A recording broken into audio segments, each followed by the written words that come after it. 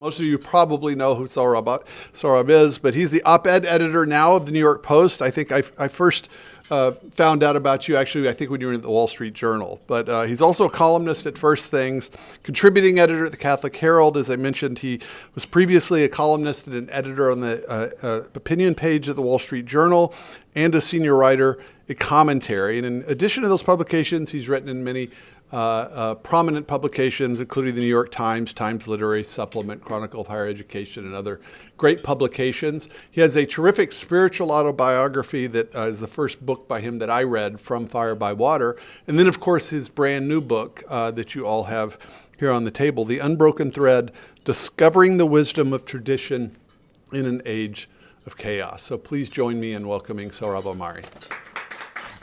The book is a book I wrote for my son, Maximilian. He's now 4. He was 2 when I started writing it. And he's named after St. Maximilian Kolbe, as you know, the great Polish Franciscan friar who was canonized for laying down his life for a stranger at Auschwitz, for choosing to die in place of a family man.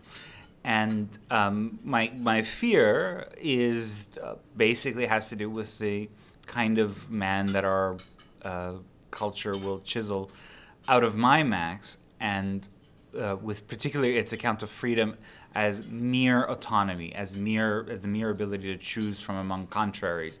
You know, you can have cheese for dinner, or you can have pasta, or what have you, and the more unrestrained you are in your freedom in that way, the freer you are. That account of freedom, I argue throughout the book, makes the sacrifice of someone like St. Maximilian Kolbe illegible to my son.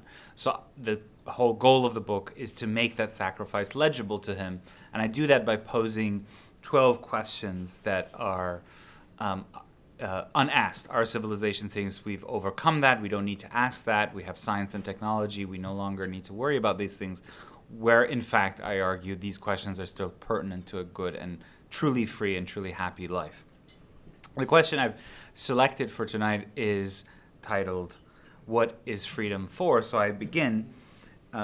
Commencement addresses rarely make headlines because most people who give commencement addresses do little more than string together cliches and popular bromides. But when Alexander Solzhenitsyn addressed Harvard's graduating class of 1978, his words traveled far beyond the collegiate precincts of Cambridge, Massachusetts. For months afterwards, indeed for years afterward, the Harvard speech was all Western opinion makers could talk about, and not in a good way. Solzhenitsyn was probably the most famous writer in the world at the time, celebrated for his novels, histories, and exposés of the Gulag, the network of forced labor camps in which the Soviets had imprisoned some 18 million people, including him. His personal courage in the face of communist tyranny had won him the admiration of the good and the just the world over, and the unremitting hostility of the KGB and the Soviet Union's Western apologists. Ever since his arrival in the West 4 years earlier, he'd been inundated with interview requests, but he had rejected all of them because he was a very private man. But when Harvard came knocking, he knew that this was one of the most important institutions in the West. And so he did not decline, and he accepted, and therefore he set the stage for one of the marquee intellectual events of the year, if not the decade. The author of One Day in the Life of Ivan Denisovich and the Gulag Archipelago would be coming to Harvard. His hosts assumed that he would sing some variation of what he called the immigrant's ode to the great Atlantic fortress of liberty. But he wasn't one to follow ideological scripts, else he would have thrived as a writer under communism, and nor was he inclined toward flattery. On the day, and an audience of 20,000 parents, graduating students, professors, and a large retinue of journalists packed Harvard Yard to hear him. And he was dressed in his drab military-style jacket, and with his Rasputin-esque beard, he must have cut an intimidating figure among the Ivy elites. And a heavy rain fell as he began to speak. No one scurried away, however, even though many people hadn't brought umbrellas. The rain, it turned out, was a sort of foreshadowing of a brooding message to come. Harvard's motto, Solzhenitsyn began, is Veritas, truth, and he had come to share bitter truths. The rain, oh, I apologize. The title of his speech was A World Split Apart, evoking the division in that age between two nuclear superpowers, the one he had fled and the one he had fled to. Yet he devoted the bulk of his speech to the latter, to diagnosing what had gone wrong in the West. He saw in the West an ever-expanding culture of what he called legalism, one that allowed, even encouraged, everyone to pursue his own selfish ends up to the limit of the law. Having lived under a lawless regime, he knew how invaluable the rule of law was. Even so, quote, a society with no scale other than the legal is one also less than worthy of man, for such a society, quote, fails to take advantage of the full range of human possibilities. He saw a West captive to a tyrannical notion of rights. The defense of individual rights, he warned, has reached such extremes as to make society as a whole defenseless against certain individuals. Terrorism ran rampant because there were lawyers and judges less committed to society as a whole than they were to maximizing the rights of defendants who, if they had their way, would destroy society and all rights as such. Oppressive regimes like the one that had thrown him into the Gulag took advantage, hiring lawyers, lobbyists, and other profiteering henchmen to advance their interests in the West, legally, something that surely doesn't happen anymore on K Street today. He saw an abusive Western press whose, quote, overriding concern wasn't in serving truth or the readers, but their own agendas. Again, luckily, we don't have that problem anymore. Though the media defend the maximal possible freedom for themselves, they were accountable to no one when they, quote, misled public opinion by inaccurate information, or even contributed to mistakes on a state level. Again, luckily, all the advocates of the Iraq War have been held accountable in our media environment. At the same time, major outlets maintained a narrow corridor of opinion, its boundaries set by intellectual fads and or corporate interests. Quote, unrestrained freedom exists for the press, but not for the readership, because the newspapers mostly transmit in a forceful and empathetic way those opinions which do not openly contradict their own and the general trend, end quote. What a surprise coming for someone coming from the totalitarian East. Solzhenitsyn saw a West where the clamor of intellectual fashion shut out true intellects, where shallow public opinion swallowed true excellence. Your scholars, he charged, quote, are free in a legal sense, but they are hemmed in by the idols of the prevailing fad. There is no open violence as in the East. However, a selection dictated by fashion and the need to accommodate mass standards frequently prevents the most independent-minded persons from contributing to public life and gives rise to dangerous herd instincts, end quote. Happily, again, we don't have that problem anymore, as the response to the novel coronavirus demonstrated. If all this was what Westerners meant by bringing freedom to the Soviet Union, Solzhenitsyn said, then the nations trapped behind the Iron Curtain would be wise to decline the offer, and this was the most shocking part of the Harvard address. Should I be asked whether I would propose the West, such as it is today, as a model to my country today, I would frankly answer negatively. No, I could not recommend your society as an ideal for the transformation of ours. While a few hisses rose up from Harvard Yard as the author spoke, his words for the most part elicited bursts of applause from the audience. But afterward, the media and the commentariat he had lacerated went to work. Soon it would become clear that the whirlwind Solzhenitsyn launched at Harvard had permanently unsettled his own reception in the West, turning him from celebrated dissident into reviled reactionary and kooky mystic. The reviews, as they say, were bad. The upshot was that while Solzhenitsyn was undoubtedly a master writer and a brave heart of a man, his social and political ideas were not only wrong, but positively sinister, the product of a peculiarly Russian type of obscurantism and a lack of appreciation for what the free world was all about. In so many polite turns of phrase, the prestige press framed him as a theocrat and an authoritarian. While Solzhenitsyn has undoubtedly, quote, earned the right to call the West to a moral reckoning, granted a New York Times editorial, his worldview, quote, seems to us far more dangerous than the easygoing spirit which he finds so exasperating. Indeed, it was precisely to forestall, quote, zealots like Mr. Solzhenitsyn that America's, quote, founders took such pains to disperse power and safeguard individual freedom.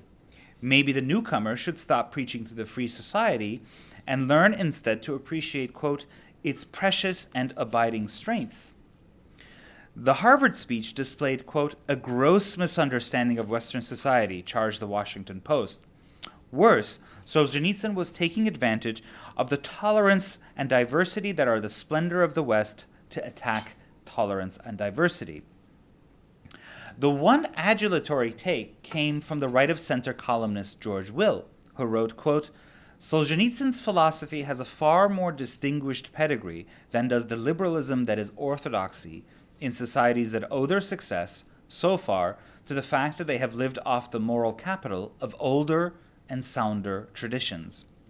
Will railed against the, quote, flaccid American consensus, which was a study in intellectual parochialism and no match for the Russians' restatement of the most honorable and ancient theme of Western political philosophy. The Star's Mary McGrory, however, this is the Washington Star, too bad it's lost to us, however, spoke for many more columnists when she simply dismissed Solzhenitsyn's ideas with a personal swipe. Quote, we would be better off, she said, if we stopped grappling with the politics and even the morality of what Solzhenitsyn said at Harvard and look at it in a different way, as the personal statement of a conservative, religious, and terribly homesick Russian. What could a soul nurtured in Russia's despotic soil teach a people for whom freedom is a constitutional birthright? Very little, as far as Solzhenitsyn's critics were concerned. As he confided to his memoir, to the Western liberal mind, quote, I presume to judge the experience of the world from the point of view of my own limited Soviet and prison camp experience. Could a gulag serve as a school of freedom? Alexander Solzhenitsyn was born in the North Caucasus in 1918. He was educated as a mathematician, served as an artillery officer in the Red Army, and all along, for most of World War II, he was faithful to the Soviet ideology and regime. But then a mild jibe directed against Joseph Stalin made its way from a private letter to the hands of the secret police, and they sentenced him to 8 years hard labor. During his involuntary sojourns through the Gulag network, Solzhenitsyn spent 3 years, from 1950 to 1953, working as a bricklayer and foreman at a political prisoners camp in Kazakhstan, the experience that would form the basis of his novel One Day in the Life of Ivan Denisovich. First published in 1962, after Stalin was dead, in a literary magazine, the thinly fictionalized account shook the Soviet Union. And once its descriptions of communist torture, mass arbitrary detention, and other crimes against humanity made their way to the West, it became impossible to defend the regime for all but its most abject apologists. What was the Soviet experience like that he described? It was one full of degradation. The central character, Shukhov, begins the day later than usual to a body aching all over. His tardiness earns him punishment in the form of having to wash the floors of the warders' quarters, work the lazy orderly refuses to do. He doesn't exactly do a stellar job of it. He can barely feel his hands after drawing water outside in minus 30 weather, and so the warders add insult to his injury. Did you never see your old woman clean a floor, you filthy pig? Degradation. Meals consist of hard bread. The cooks invariably supply fewer than the regulation 550 grams per prisoner, and thin, watery soups of oatmeal or rotten fish gruel, complete with fish eyeballs swimming in the stuff. Degradation. The guards force the zeks, the prisoners, to stand for interminable roll calls before they go to work and afterward. There are constant full-body searches, requiring the condemned to remove their clothes, and did I mention the temperature was 30 below? When a naive newcomer complains that this goes against his rights under the Soviet Union's penal code, it's good cause for a laugh. and 10 days in the hole, freezing solitary confinement. So how does one preserve one's humanity in such circumstances, where the margins of freedom and human dignity are so narrow as to be almost non-existent? That, for Solzhenitsyn, was the great moral challenge of the Gulag. A prisoner can either refuse to succumb to the baser side of his nature, despite all the external pressures and temptations, or he can just let loose that base nature to do as it might to himself and other prisoners. And one course of action leads to inner freedom, the other to a slavery worse than any gulag because it enchains the heart and mind. And Solzhenitsyn demonstrates this point by drawing a pair of character contrasts, several character contrasts, but the most stark one is between Shuhav, the character who's a kind of naive peasant who just does his best in the gulag, does his best to help his friends, does his work, even though it's work that he's doing for essentially a gulag state, just out of the goodness of what he thinks what it means to be fully human, and a character called Shuhav, who constantly tries to take every advantage, constantly licks other guys' bowls, constantly steals other men's bowls, and ultimately goes to bed having been punched out by his comrades in the camps because of this behavior, whereas Shuhav goes to bed, famously as the novel ends, happy. He had actually had a good day, and that's the one day in the life of Ivan Denisovich. As a prisoner, Solzhenitsyn had lived through and witnessed firsthand much of what he recounted in the novel. Far from misunderstanding freedom, he had gained for it that profound appreciation that can only come with near total deprivation.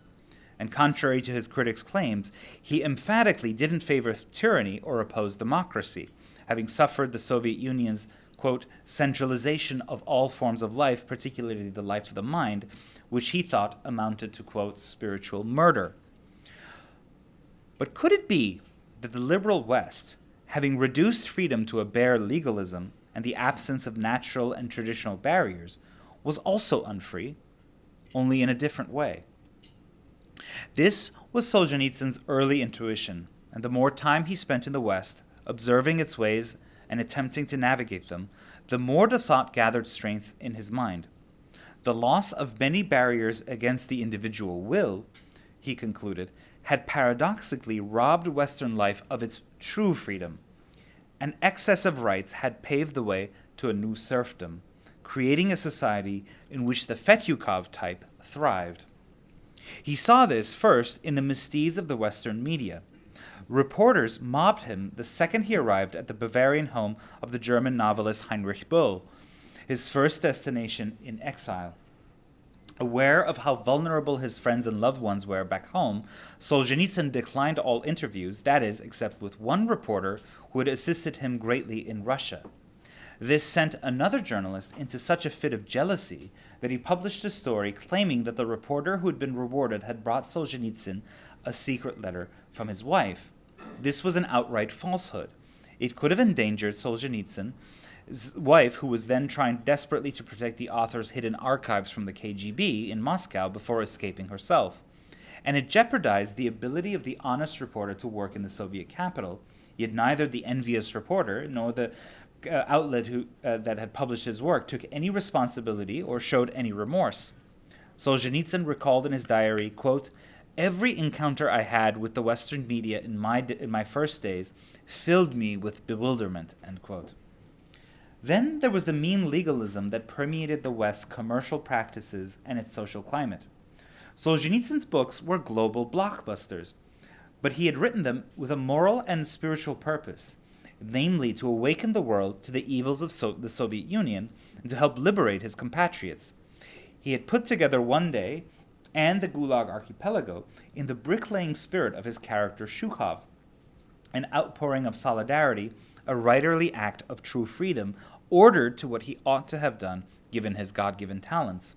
Yet in one country, bookshops refused to honor his request to sell the book, The Archipelago, at a lower markup than they would books of similar length so more people could read it. In another country, one publisher kept bringing out pirated, mangled, badly translated editions of his works. Why? To profit off his literary labor. In America, one of the largest corporate publishers tried to nickel and dime him at every turn, drawing up staggeringly one-sided contracts in which every risk and even the smallest costs were laid on the author's shoulders. To assert his rights, he would have to go to court against publishers that treated his blood equity as a commodity and, quote, "God, how I balk at this with my entire soul." Western-style litigation, he concluded, was a profanation of the soul, an ulceration. As the world has entered a legal era, gradually replacing man's conscience with law, the spiritual level of the world has sunk. The legal world, nothing but chicanery. The various publishers even went to war among themselves over his material, and when he tried to reconcile them, they would insist on fighting to the last in the courts. The Western court system is drowned in a litigious quagmire, choked by the spirit of the law, the thread of its spirit lost, so often affording crooks and swindlers an advantage, end quote. In the West, the spirit of Fetyukov so often triumphed legally over the spirit of Shukhov. Most shocking of all was how this obsessive profiteering motive even worked to the advantage of the communist regimes. He saw this crisply soon after his arrival in the West, when a Swiss trading company dismissed one of its interpreters over complaints from a Soviet client. The client had attacked Solzhenitsyn's writing, and the interpreter had asked, "But have you read Solzhenitsyn?" which was enough to get her fired. And this, quote, "in the oldest democracy in Europe, independent and free." Luckily, again, that doesn't happen with respect to China here today. At one point, Solzhenitsyn was even taken advantage of by the contractors he hired to build his house in rural Vermont, where he settled after leaving Europe. They dragged out the work, did a shoddy job in places, and stung him with an unaccountably fat invoice. There is something bitterly humorous in this. The writer who had outsmarted the KGB on 1,000 occasions, who had survived hard labor in the frigid cold, bested by the deviousness of small-town American subcontractors and the ordeal of the Western financial system. It was this simmering pot of emotions and observations that boiled over when Solzhenitsyn addressed the Harvard grads.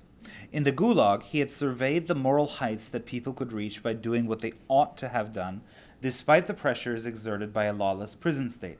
In the West, meanwhile, he saw free men and women and society as a whole failing to make any distinction between freedom to do what ought to be done and the freedom to do what ought not. And here lay the philosophical heart of his critique of the West. As he put it at Harvard, "Today's Western society has revealed the inequality between freedom for good deeds and freedom for evil deeds. The two, freedom for good and freedom for evil, aren't the same thing. Indeed, the latter doesn't even qualify as freedom," Solzhenitsyn thought, "since it breeds self-degradation." He saw this in concentrated forms in the lives of prisoners like Fetyukov, but the idea stretches all the way back to the Bible. Everyone who commits a sin is a slave to sin, John chapter 8, verse 34. How had the West come to mistake false freedom for the genuine article? Solzhenitsyn traced the error back to Renaissance humanism, what he called Renaissance humanism, and its, quote, "benevolent hope that man, the master of this world, does not bear any evil within himself." That hope had found philosophical expression and political expression in the European Age of Enlightenment, and became the basis for, quote, "what could be called rationalistic humanism or humanistic autonomy," end quote. Put another way, human beings took themselves as their own moral scale, and surprised, they concluded that they were pretty good. This soon led to the erasure of the ancient distinction between freedom for good and license for evil. If humans were good on their own, naturally so, then an unbound humanity, free to exercise autonomy in every realm and every direction, could only be a good thing. Western-style liberalism and communism shared this faith in the basic goodness of the autonomous human being. Both hallowed the autonomous person, quote, "as the center of all." Despite their differences over how to free humanity from all natural and traditional constraints, whether to do so collectively or individually, the two ideologies were twin children of the same parent philosophy. In this sense, the Cold War world was, in fact, united. Its two halves were riffing on the same melody in two different keys. It was easy to see how communism's vision of unbound human rule had in practice led to the absolute loss of true freedom, to the Gulag, to the killing field, to the torture chamber. The West's deformations were more diffuse and subtle, but no less real. In the West, Solzhenitsyn reflected in his memoir, quote, "The notion of freedom has been diverted to unbridled passion. In other words, in the direction of the forces of evil, so that nobody's freedom could be limited," end quote. The only limit is the law, and the law exists to maximize individual autonomy up to the point of harming others, and sometimes beyond it. Law gives the advantage to 1,000 advantage-seeking Fetyukovs. Quote, "The reigning ideology that prosperity and the accumulation of wealth are to be valued above all else is leading to a weakening of character in the West." End quote. Poor Fetyukov, at least, had the excuse of Gulag conditions. What excuse have those who use their freedom in the West to chip away, quote, "at the whole and the high," ultimately to enslave themselves? In the decades since Alexander Solzhenitsyn issued his Jeremiad in the true prophetic sense at Harvard, the conditions he diagnosed have only worsened. We have demolished many barriers in the name of freedom, and the demolition job has paradoxically left us less free. Our market fundamentalism, for example, has penetrated deep into the popular psyche. More sympathetically, more systematically, it has abetted the rise of a tech oligarchy that seeks to reshape not just how and how much people work, but how and how much they think, all while draping itself in the banner of multicultural and sex liberationist virtue. Market fundamentalism has likewise blinded us often to the suffering of Americans with little more than high school education in the new economy. Even for the materially successful, there are few, if any, patterns to follow as they seek to understand the good life. Consider my Max. Imagine that in his post-college years, he's been dating a young woman for several years. Is he expected to marry her? Well, maybe. Have children? Possibly. What if that hampers his career mobility? Then no. What if he gets tired of his would-be wife? Well, they could always divorce later. What if he just tires of her while they're still dating and dumps her wantonly and cruelly? That's okay. What if she does that to him? That's okay too. All the profound questions of life are unsettled. Young and old alike lack a stable basis for answering them.